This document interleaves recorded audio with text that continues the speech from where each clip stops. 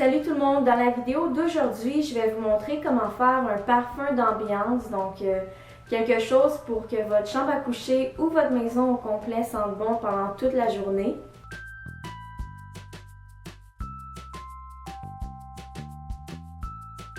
Le premier ingrédient que je vais utiliser, ça va être du bicarbonate de soude parce que ça vient vraiment neutraliser les odeurs au lieu de les masquer. On va aussi avoir besoin d'eau purifiée, donc ça peut être de l'eau distillée, de l'eau que vous avez fait bouillir auparavant ou même au minimum de l'eau qui vient d'un filtre, d'une bouteille à vaporiser, d'alcool à friction ou encore mieux de l'eau d'amamélis qui est la même chose mais 100% naturelle. C'est pas obligatoire mais en partie je trouve que ça fait durer la brume plus longtemps.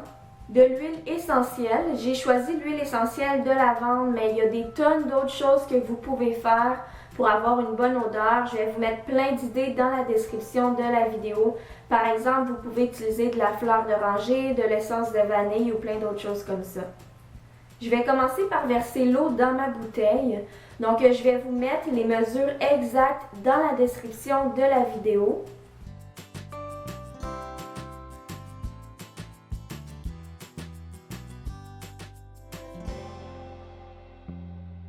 Je vais ajouter un peu d'alcool.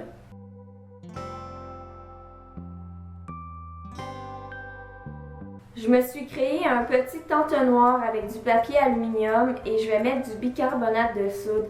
Donc j'ai mis environ une cuillère à thé. Encore une fois, les mesures vont être dans la description, mais je vous conseille de ne pas trop en mettre. Au début, j'en avais mis un peu trop, j'ai dû en enlever parce que sinon le bicarbonate de soude vient se coincer dans le tube de la pompe à vaporiser et ça fait qu'on a de la misère à venir vaporiser la brume par la suite. Ensuite, j'ajoute de l'huile essentielle. Donc encore une fois, j'ai choisi lavande parce que c'est une odeur qui est relaxante, qui aide à dormir. Donc vous pouvez en mettre sur votre oreiller aussi avant de vous coucher. Il ne faut pas oublier de secouer la bouteille avant chaque utilisation.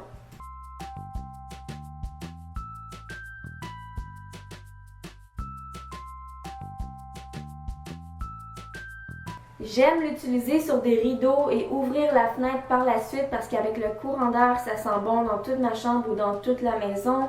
J'aime en mettre aussi sur ma literie, donc sur mes draps, sur mon oreiller.